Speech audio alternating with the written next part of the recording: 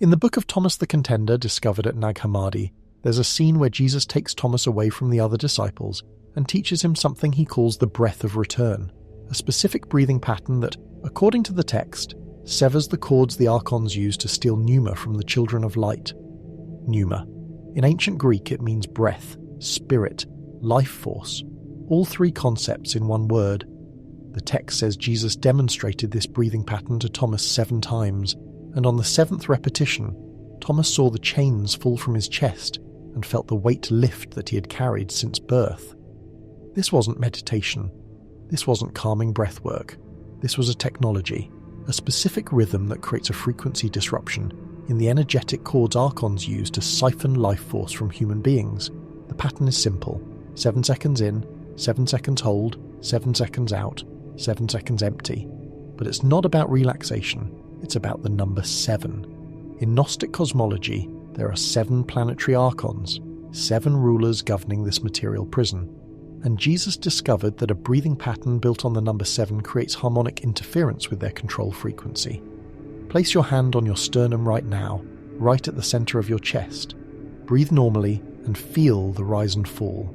That's autonomic, your body breathing for you. But when you take conscious control, when you impose a deliberate pattern, especially one built on sacred mathematics, you're not just oxygenating your blood. You're broadcasting a frequency that the Archons recognize as resistance. Here's what the Book of Thomas reveals. The Archons feed through what the text calls the cords of forgetting, energetic attachments that connect from their realm into your energy body.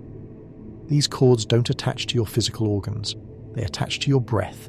Specifically, they attach during the transitions, the moment between inhale and exhale, the moment between exhale and inhale. Most people breathe unconsciously, automatically, and in that unconsciousness the Archons slip in. They feed during the transition moments when you're not paying attention, when you're not present in your breath. But the 7-second pattern forces presence. 7 seconds is long enough that you cannot complete it unconsciously. You have to be aware, you have to be present, and in that presence the Archonic cords cannot maintain their attachment.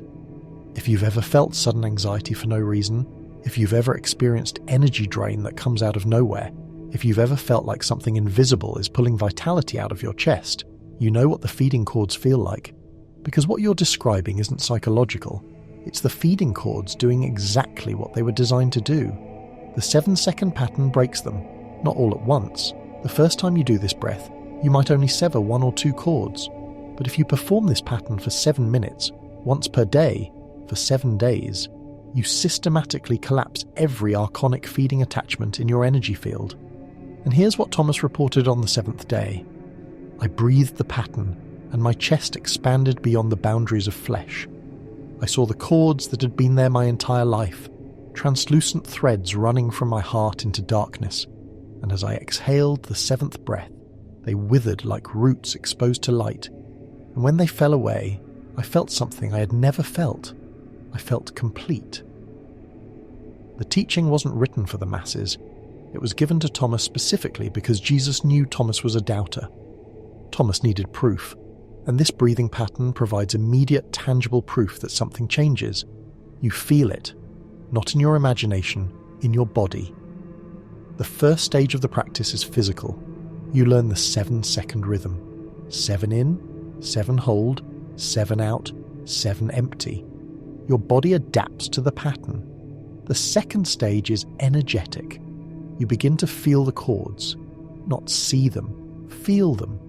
Pressure points in your chest, your throat, your solar plexus, where the Archonic attachments have been feeding for years, maybe lifetimes. The third stage is severance. The cords begin to detach. You feel them release. And in that release, energy returns to you. Energy that's been siphoned your entire life suddenly floods back into your system. And the fourth stage is sovereignty. Once the cords are severed, once the attachments are gone, you discover what Thomas discovered. You are complete. You are self-sustaining. You don't need external validation, external energy, external anything. You're a closed system generating your own pneuma, your own life force, no longer leaking it to entities who have been feeding on you since birth. What follows is the complete understanding of the 7-second pneuma pattern. Not just the breathing rhythm, but why it was hidden, how it survived, what it dismantles, and why you're finding it now. You're breathing wrong. Not incorrectly, not unhealthily. Wrong in a way that serves something other than you. Your chest rises and falls approximately 16 times per minute when you're at rest. That's nearly 23,000 breaths per day. Most of them you never notice. Your body handles it. Automatic, involuntary, like your heartbeat, like digestion, like the dilation of your pupils in darkness. But there's a difference. Your heart cannot be consciously controlled. Your stomach processes food whether you think about it or not. But breath exists in both worlds, automatic and voluntary. You can let it happen, or you can take control. This double nature makes breath different from every other autonomic function in your body. And this difference is not accidental. Watch a child when they're frightened. The breath changes first. Before tears, before words, before fight or flight, the breath shortens, rapid, shallow, high in the chest, the body preparing for danger before the mind has even identified what the danger is. Watch someone receiving bad news. The breath stops, just for a moment. An intake held at the top, the system frozen between receiving and responding. Watch someone in chronic stress. The breath never deepens. It stays shallow, stays fast, stays incomplete. The exhale never finishes. The inhale never fills. The body locked in a permanent state of pre-panic, and after months or years of this, they forget what full breath even feels like. You've felt this. Maybe you're feeling it right now. There's a tightness across your chest just below your collarbones, a sense that you can't quite get enough air even though you're breathing. You yawn more than you used to, you sigh without meaning to, your shoulders ride higher than they should, and when someone tells you to take a deep breath, you do, but it doesn't reach. The air goes in, but it stops somewhere around your sternum. Your belly doesn't move, your lower ribs don't expand. The breath stays trapped in the upper third of your lungs, and you've been breathing this way for so long that it feels normal. It's not normal. It's the result of living in a world designed to keep you afraid.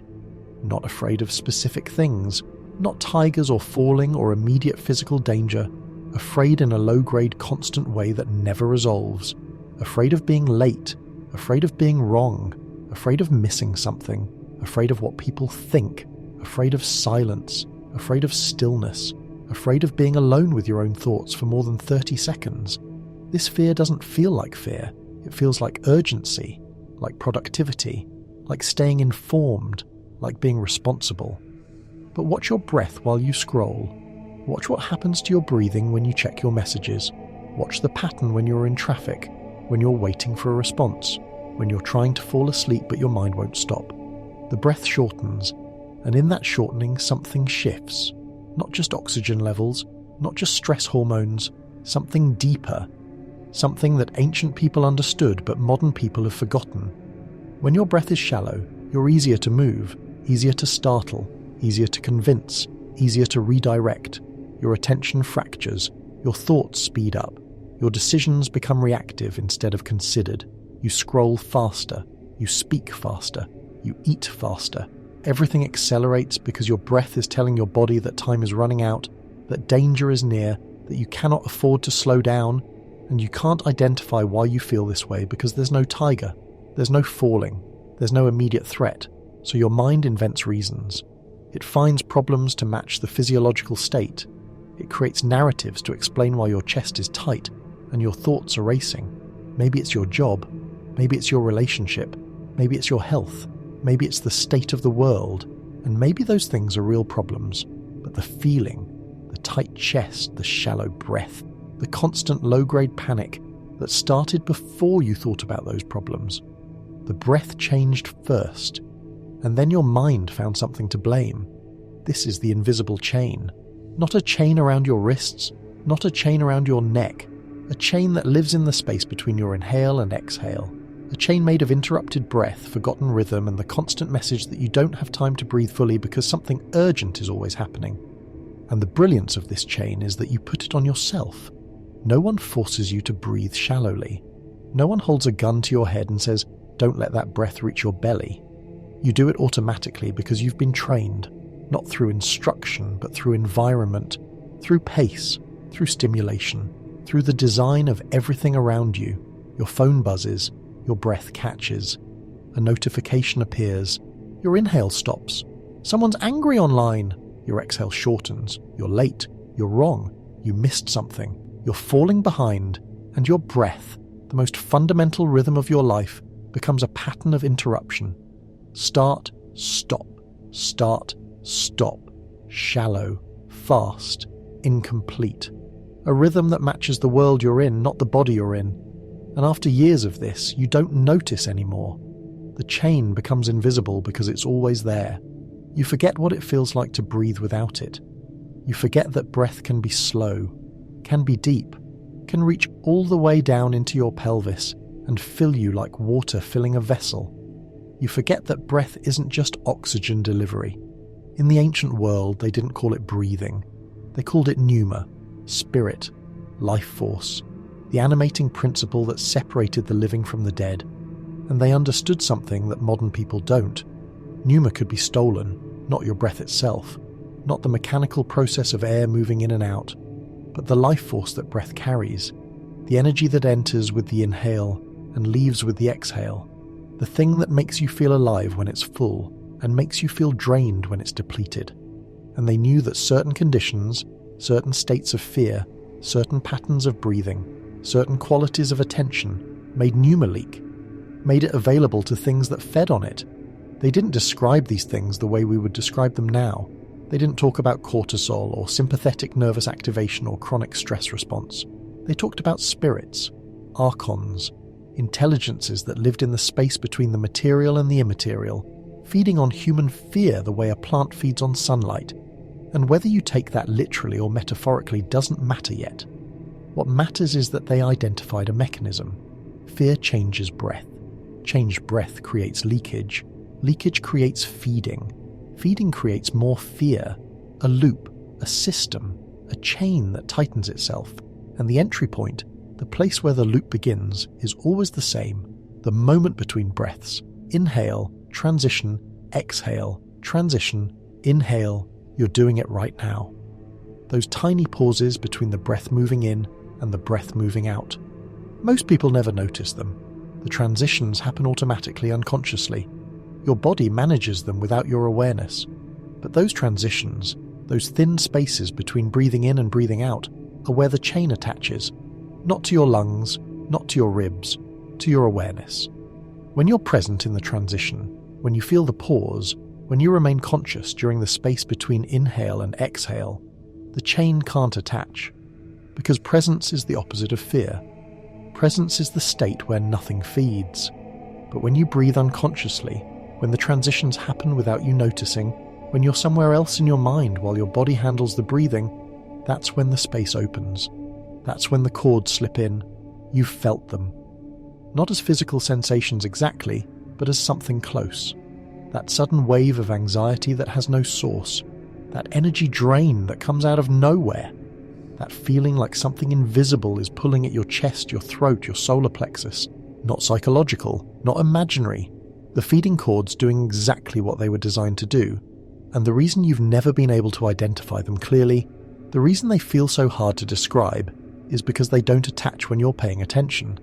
They only attach during the unconscious transitions, during the moments when you're not home, which for most people is nearly every breath, 16 breaths per minute, 32 transitions per minute, 1900 transitions per hour, 46,000 transition moments per day where the chords can attach, can feed, can pull life force out of your system without you ever noticing. And you wonder why you're tired. You sleep 8 hours and wake up exhausted. You eat well and still feel depleted. You rest and don't recover. Because rest isn't the problem. Breath is the problem. Unconscious breath is the open door. And you've been breathing unconsciously your entire life. Not because you're doing it wrong. Not because you're broken. But because you were never taught that breath could be anything other than automatic. You were never taught that presence in breath is a form of protection. You were never taught that certain rhythms close the door that's been open since birth. And you were never taught these things because the people who knew them, the ones who preserved this knowledge through 2,000 years of suppression and forgetting, understood that this wasn't information for crowds.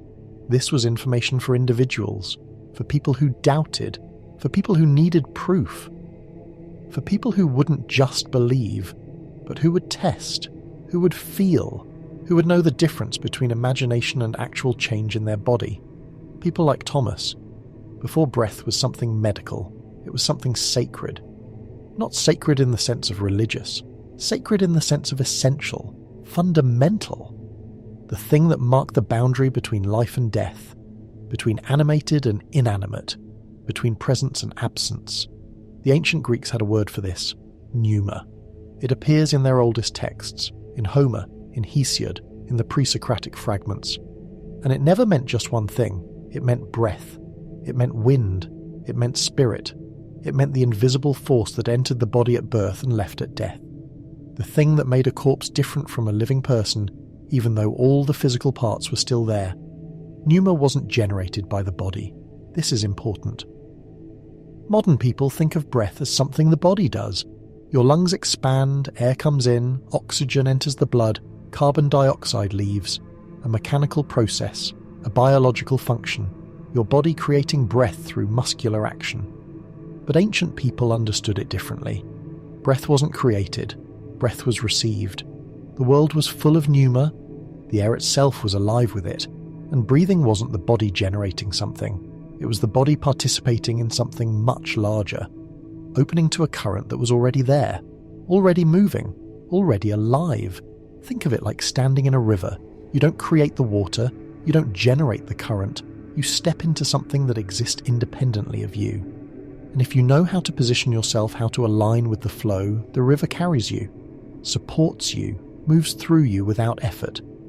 But if you fight the current, if you try to force the water to move the way you want instead of the way it's already moving, you exhaust yourself, you create turbulence, you turn something that should be effortless into struggle. Breath was the same. The pneuma was already there, already moving through the world like wind moves through trees, and your body was the vessel that could receive it, channel it, allow it to fill the space inside you and animate your flesh. But only if you were aligned. Only if you understood that breath wasn't something you did, but something you allowed. This is why the ancient teachings always began in silence. Not because silence was holy, not because noise was sinful, but because silence was where you could feel the rhythm that was already present. The pulse underneath the chaos, the current underneath the turbulence. Go to the desert and there's nothing but wind and sand and the sound of your own breath. No voices, no urgency, no interruption. Just the natural rhythm of air moving through a body that has nowhere else to be. And in that silence, something becomes obvious. Your breath isn't random. It has a pattern, a rhythm that emerges when you stop forcing it, when you stop controlling it, when you simply let it be and pay attention to what it's already doing. 4 seconds in, 6 seconds out, or 5 in, 7 out. Or some other ratio that feels natural to your body in this moment, in this temperature, in this state of calm. The rhythm is always there. You just never noticed it because you've been too busy, too stimulated, too distracted to feel what your body already knows. And the ancient teachers, the ones who spent years in deserts, in mountains, in caves, they noticed. They noticed that breath had seasons. That morning breath was different from evening breath. That winter breath was different from summer breath. That breath after eating was different from breath after fasting. That breath in grief was different from breath in joy. They noticed that breath responded to everything.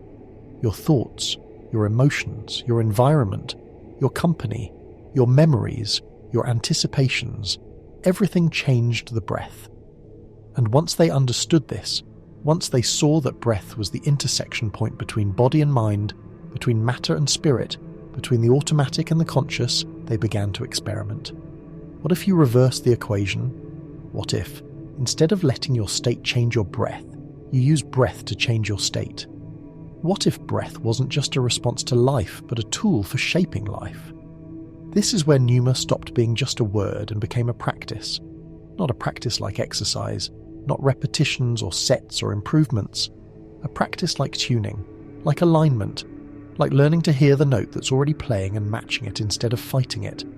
They discovered that certain rhythms did certain things. Fast breath created heat, slow breath created calm, held breath created pressure, empty breath created space, not metaphorically, literally, measurably, consistently. If you breathe fast with sharp inhales and exhales, your body temperature rose, your heart rate increased, your muscles prepared for action. You could do this in a freezing cave and feel warmth spread through your limbs. If you breathe slowly with extended exhales, your heart rate dropped. Your muscles released. Your thoughts stopped racing. You could do this in the middle of chaos and feel the world slow down around you. If you held your breath at the top of the inhale, pressure built in your chest, in your head, behind your eyes, energy concentrated, focused, became available for effort.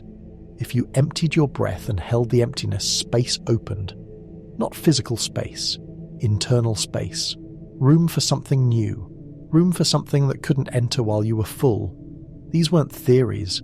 These were observations repeated across decades, across lifetimes, across lineages of teachers who tested and refined and passed down what actually worked. And what they found, what they kept finding, was that breath wasn't neutral. Every pattern had a consequence. Every rhythm created a state. Every timing opened certain doors and closed others, and some patterns did something unusual. They created a threshold, not a permanent change, not enlightenment or awakening or transcendence. A threshold, a state where the normal rules loosened, where perception shifted, where things that were usually invisible became briefly, clearly, undeniably present. This is what interested them most, not the ability to calm down or heat up or concentrate. Those were useful, but they were predictable.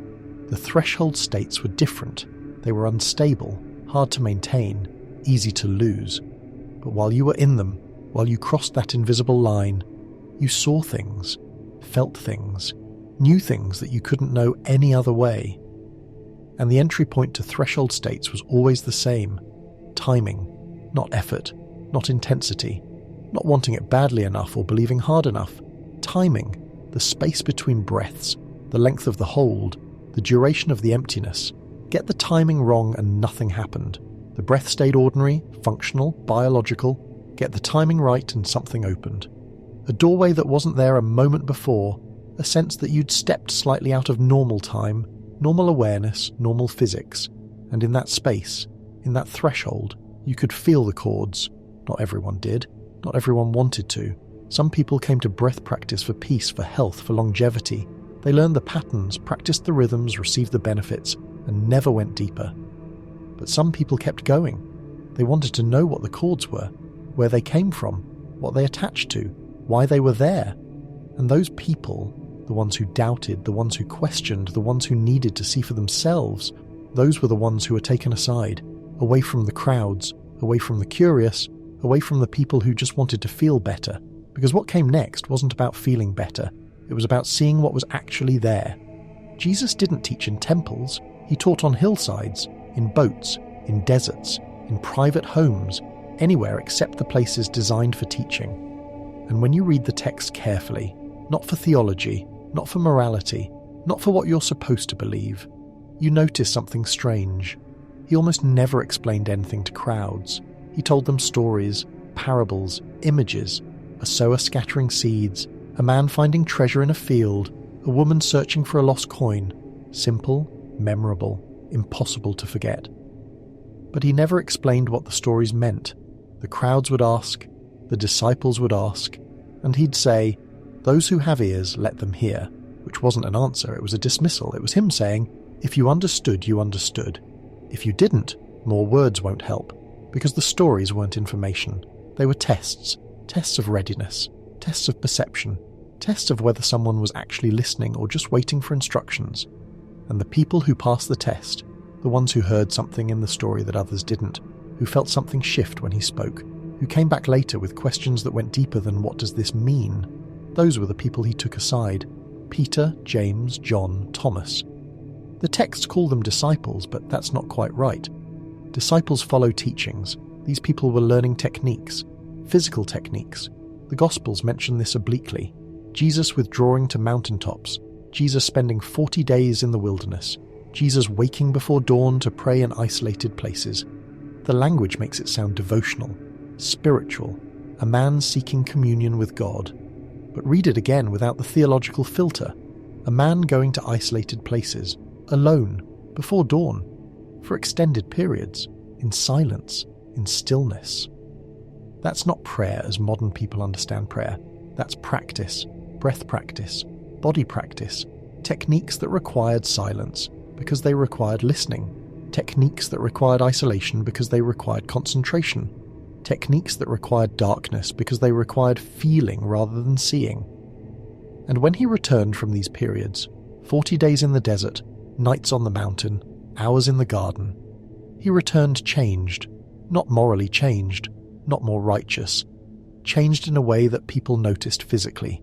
His face shone, his presence intensified. He spoke with authority that didn't come from knowledge or scripture or training. He spoke from experience, from direct, embodied, undeniable experience of something that most people never accessed because they never slowed down enough to feel it, and the disciples noticed. They asked him to teach them what he was doing, not what he believed, not what they should believe, what he was doing, the actual practice, the technique. And sometimes he said yes, not to everyone, not even to most of them, but to specific people at specific times when he knew they were ready for something that couldn't be taught in a crowd. The Book of Thomas the Contender preserves one of these moments. It's not in the Bible. It was found in 1945 near Nag Hammadi, Egypt, buried in a jar with 51 other texts that the early church decided were too dangerous to preserve, too specific, too technical, too likely to give people direct access to experiences that were supposed to require priests and intermediaries. But they survived. And in Thomas, there's a scene that the canonical Gospels don't include. Jesus takes Thomas away from the others, just the two of them, and he teaches him something he calls the breath of return. Not prayer, not meditation, not contemplation, a breathing pattern. A specific rhythm with specific timing that, according to the text, severs the cords the Archons used to steal Pneuma from the children of light.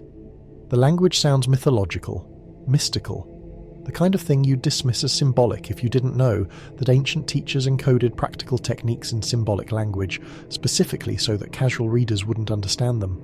But Thomas was a doubter. The Gospels are clear about this. Thomas didn't believe based on testimony. He didn't accept things because someone told him they were true. He needed to see, to touch, to verify for himself. So when Jesus taught him this breathing pattern, he wasn't teaching someone who would accept it on faith. He was teaching someone who would test it, who would feel it, who would know whether it worked or not based on what actually happened in his body. And what Thomas reports is specific, not vague spiritual feelings, not symbolic visions, physical sensations, tangible changes, things you could feel happening in real time. I breathed the pattern and my chest expanded beyond the boundaries of flesh. That's not metaphor, that's description. The felt sense of the ribcage expanding further than it normally expands, the intercostal muscles releasing, the diaphragm dropping deeper than usual, the body opening beyond its habitual range. I saw the cords that had been there my entire life, translucent threads running from my heart into darkness. You can dismiss this as hallucination, you can explain it as visualization, or imagination, or the brain creating images to match internal sensations. But Thomas didn't say he imagined them, he said he saw them. And in the context of threshold states, states where perception shifts, where normally invisible things become briefly visible, this isn't mysticism. This is consistent with what happens when the nervous system enters certain specific configurations. Configurations that can be triggered by breath, by specific patterns, specific timing, specific rhythms that push the body past its normal operating parameters into temporary states where the filters drop and you perceive what's always there but usually hidden. And as I exhaled the seventh breath, they withered like roots exposed to light. And when they fell away, I felt something I had never felt. I felt complete. 7 repetitions. Not 10, not 20. Not practice until you feel it. 7. A specific number. A precise protocol. The kind of detail you only include if the number matters, if changing it to 6 or 8 would produce different results. And this is what marks Jesus as a somatic teacher rather than a spiritual philosopher. Philosophers talk about principles, they explain concepts, they build arguments. Somatic teachers give you exact instructions and tell you to notice what happens. Breathe this way, for this long, this many times, and pay attention, not to what you think about it, not to whether it makes sense, to what actually happens in your body when you do it.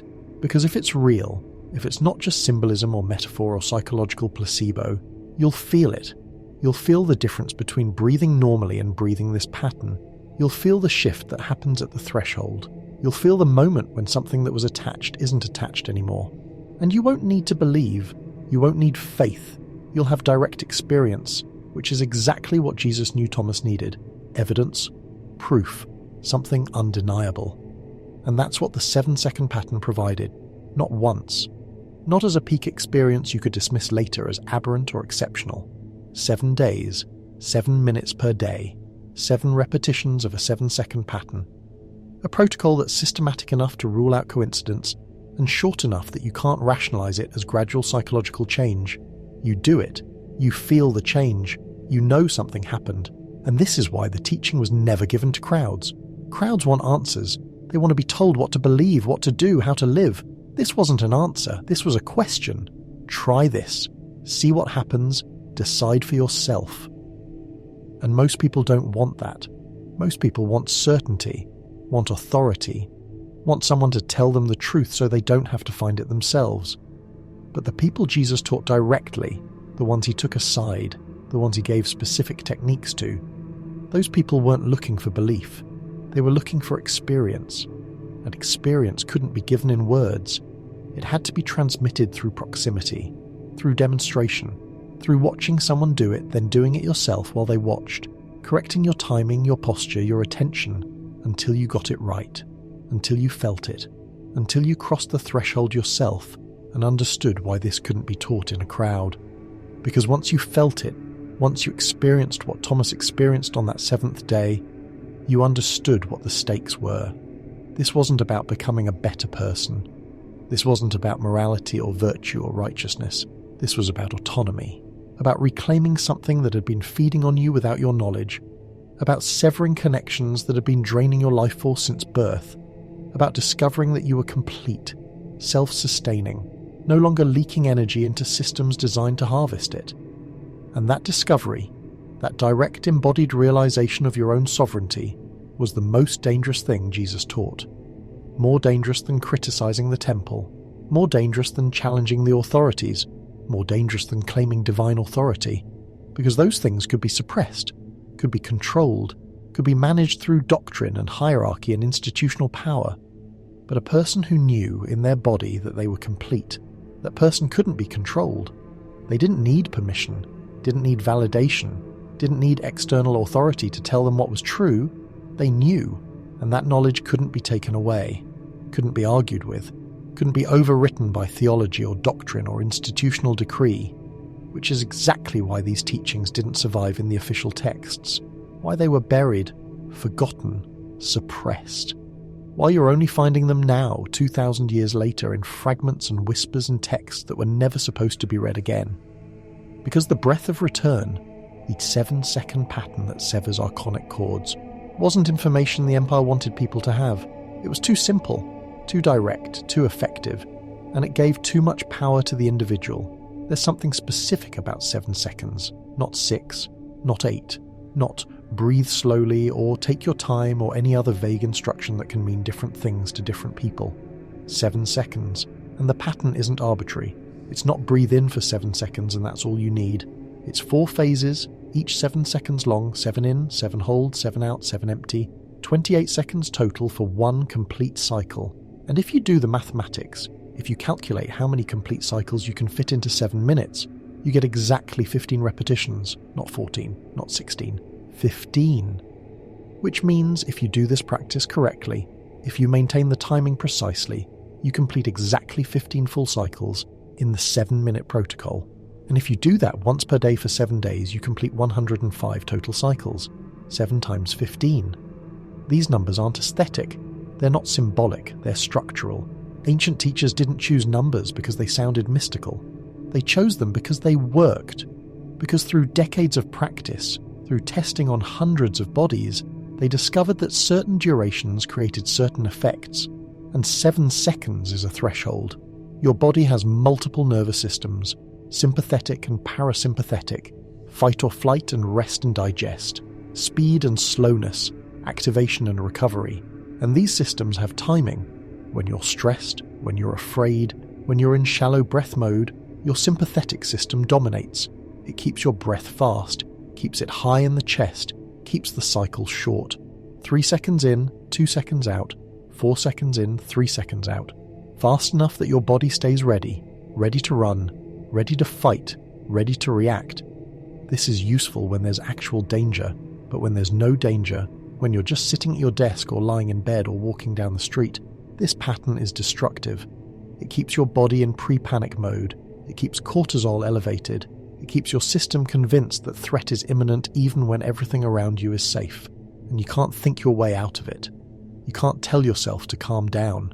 You can't rationalize your body into relaxation, because the signal isn't coming from your thoughts, it's coming from your breath. Your breath is telling your body that danger is near, and your body believes your breath more than it believes your thoughts. But here's what changes everything. Your parasympathetic system, the rest and digest system, the one that creates calm, has a timing threshold. If your exhale is longer than your inhale, if you sustain the exhale for more than approximately 6 seconds, your vagus nerve activates. Blood pressure drops, heart rate slows.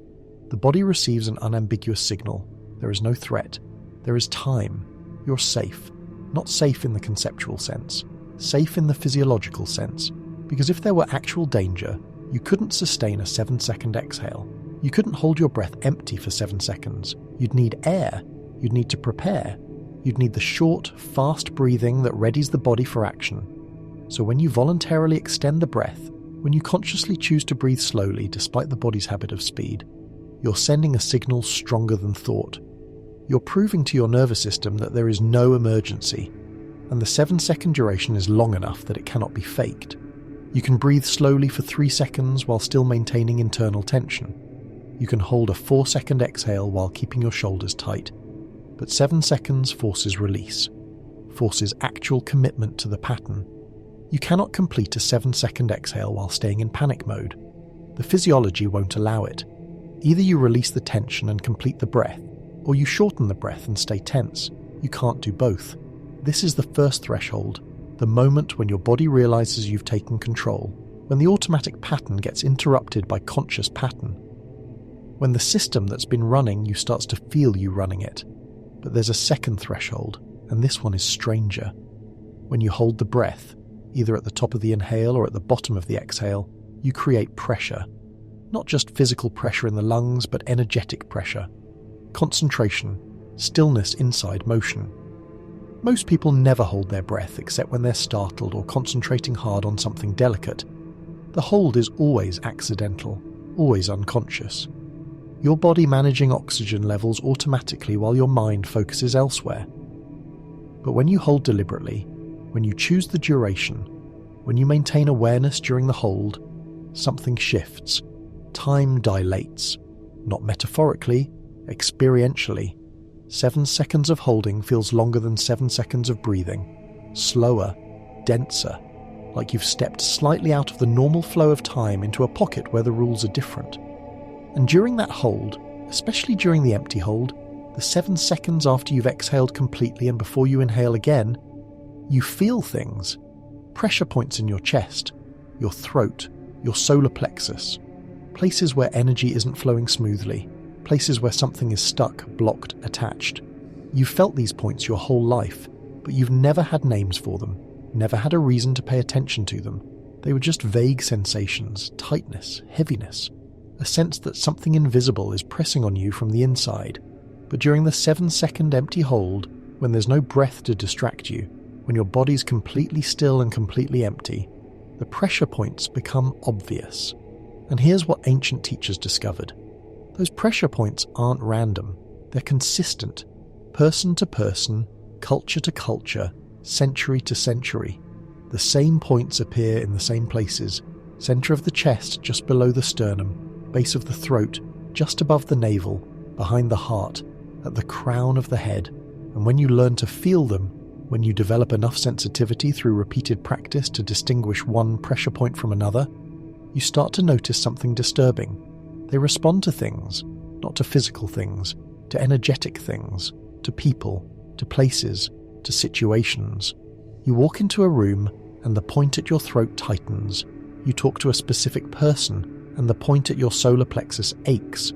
You think about a particular situation and the point at your heart constricts. These aren't psychosomatic symptoms. Or they are, but that term doesn't capture what's actually happening. The points are interfaces, places where your energy body meets the external world, where what's inside you connects to what's outside you, where the boundary between self and other becomes permeable. And normally you're not aware of these interfaces. They operate below consciousness, your body managing energetic exchanges automatically the way it manages oxygen exchanges automatically. But the 7-second pattern brings them into awareness, slowly, over days. As you repeat the practice, as you spend more time in the empty hold, as you learn to feel the subtle sensations that are always present but usually ignored, the pressure points become undeniable. And once you can feel them, you can feel what's attached to them. Not always, not immediately. But by the 3rd or 4th day of the protocol, most people start to notice something. The pressure points aren't just passive spots. They're active. They pull. They drain. They create sensations of energy moving out, not in, like something is feeding. This is the 2nd threshold. The moment when you realize the points aren't just sensitivity spots or energetic bottlenecks, they're attachment points. Places where external intelligences, Archons if you want to use the ancient term, or control systems if you prefer modern language, have been feeding on your life force without your knowledge. And the reason you never noticed before is because you were never still enough, never empty enough, never present in your breath long enough to feel what was actually happening.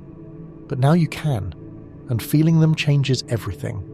Because once you know they're there, once you can identify the pressure points, feel the drainage, sense the cords, you can begin to sever them, not through force, not through fighting or resisting or trying to rip them away, through presence, through maintaining the 7-second pattern, through breathing the rhythm that the Archons can't attach to because it requires too much awareness, through forcing yourself to be conscious during the transitions, the holds, the moments where the cords usually slip in unnoticed, and as you maintain the pattern, as you move from day 1 to day 2 to day 3, the cords start to weaken.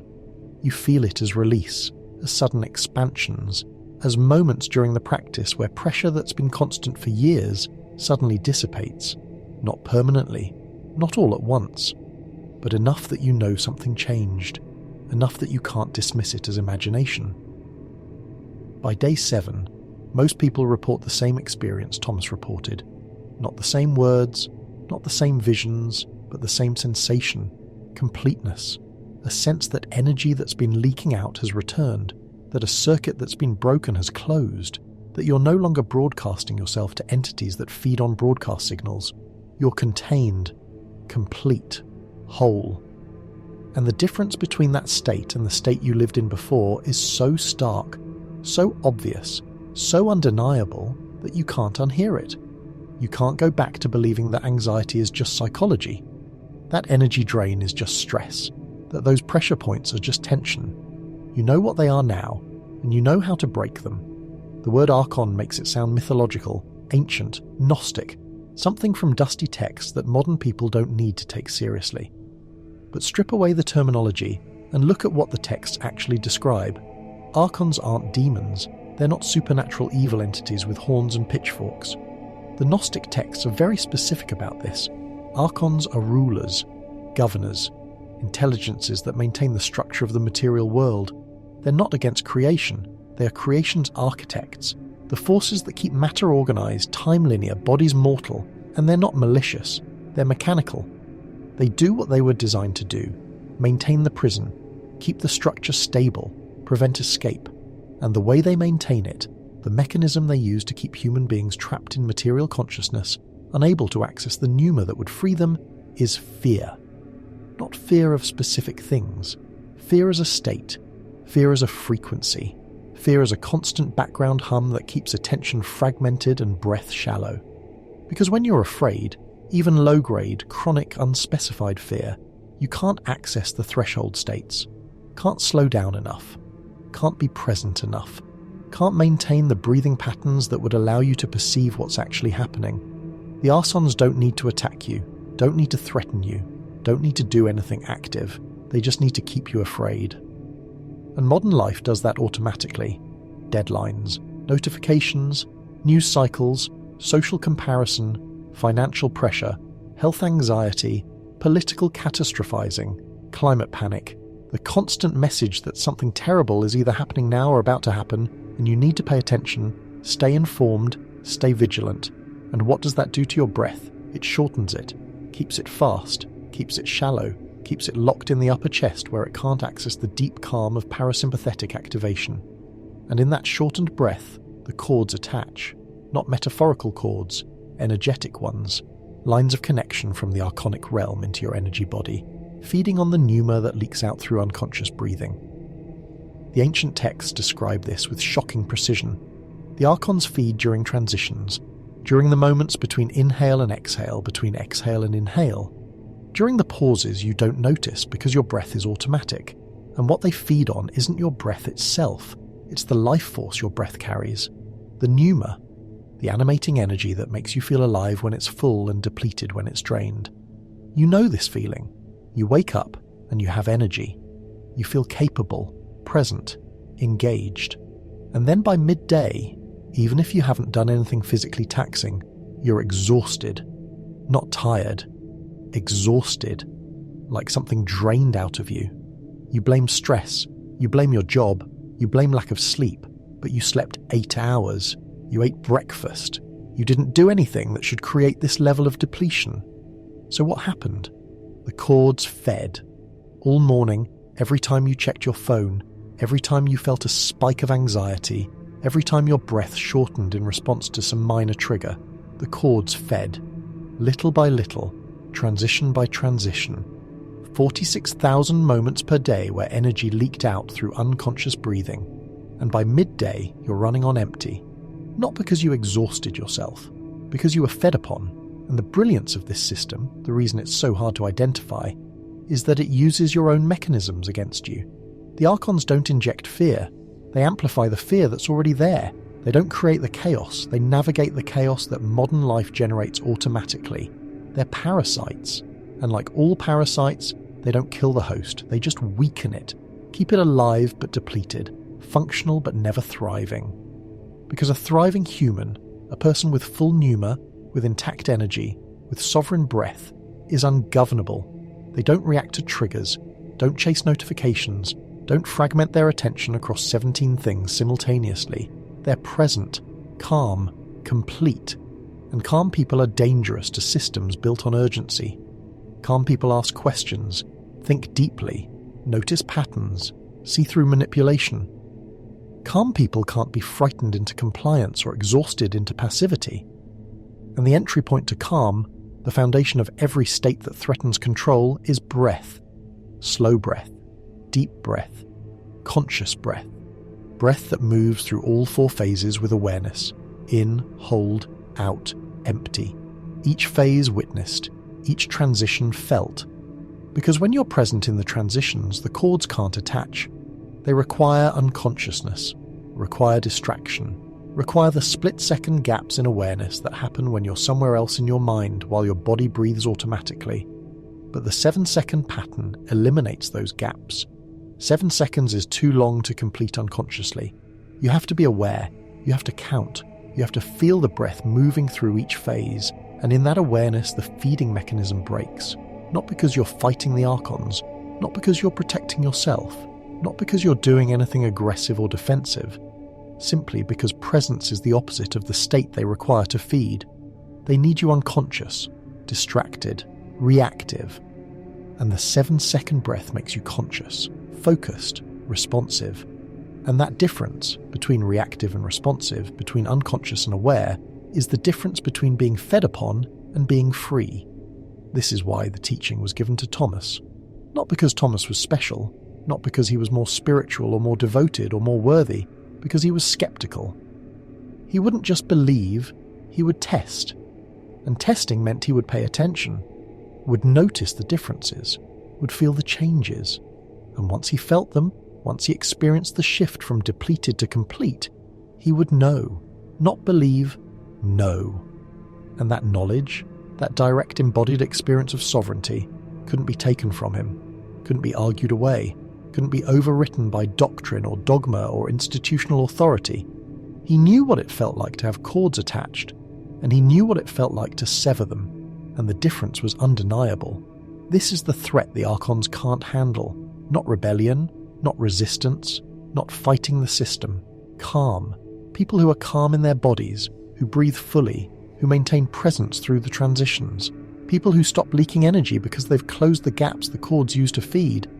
And the 7-second pattern, the breath of return that Jesus taught in private, away from crowds to individuals who needed proof, is the mechanism that creates that calm. Not temporary calm, not relaxation that fades the moment you encounter stress. Structural calm.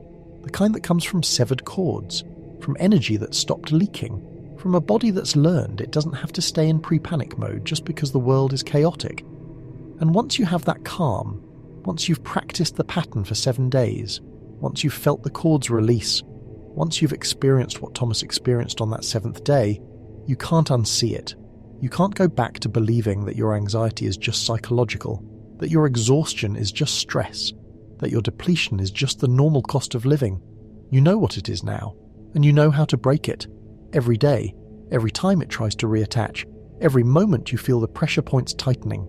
7 seconds in, 7 seconds hold, 7 seconds out, 7 seconds empty, 15 cycles, 7 minutes once per day, and the cords can't hold. The texts were buried for a reason, not destroyed. Buried, hidden in jars and sealed in caves near Nag Hammadi, preserved but inaccessible. Waiting. The people who hid them knew something. They knew that certain knowledge surfaces when it's needed, not when scholars decide to look for it, not when institutions permit it, when the conditions are right, when the world has reached a state where people are ready to remember, and you're living in that state now, not because you're more enlightened than previous generations, not because you're more spiritual or more awake, because you're more depleted. The pace of modern life, the speed, the stimulation, the constant connectivity, the algorithmic manipulation of attention has accelerated breath collapse beyond anything previous generations experienced. Your grandparents were stressed, your parents were busy, but you're operating in a state of permanent emergency that never resolves.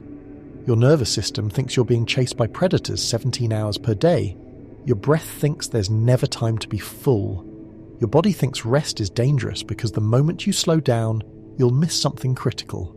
And that state, that chronic unrelenting activation, creates a specific kind of receptivity. You're exhausted enough to try things you wouldn't have considered when you had more energy. You're depleted enough to question whether the way you're living is actually sustainable. You're desperate enough to look for solutions outside the systems that created the problem. And this is exactly when ancient knowledge returns. Not through institutions, not through authorities, through texts that surface at the right moment, through practices that appear when people need them, through teachings that were preserved precisely because someone knew they would be necessary again. The 7-second pattern is returning now because you need it now, not theoretically, practically, immediately. You need something that breaks the cord between your nervous system and the fear generation machine you're living inside. You need something that proves, in your body, that calm is still possible, that presence is still accessible, that you haven't been so damaged by modern life that recovery is impossible. And you need proof, not faith, not belief, not hope. You need to feel the difference between breathing unconsciously and breathing with awareness, between leaking energy through 46,000 transitions per day and closing those gaps through presence, between being fed upon and being complete. And the 7-second pattern provides that proof, not as a promise, as an experience. 7 days, 7 minutes per day, 15 cycles per session, and by day 7, you know. Not because someone told you, not because you read it in a text, because you felt it in your body. The cords that were there your entire life, the ones you never had words for, the ones you blamed on anxiety or stress or just being tired, those cords released. And in that release, energy flooded back. Energy that had been siphoned since birth suddenly available again, and you felt complete. Not healed, not fixed, not enlightened, complete.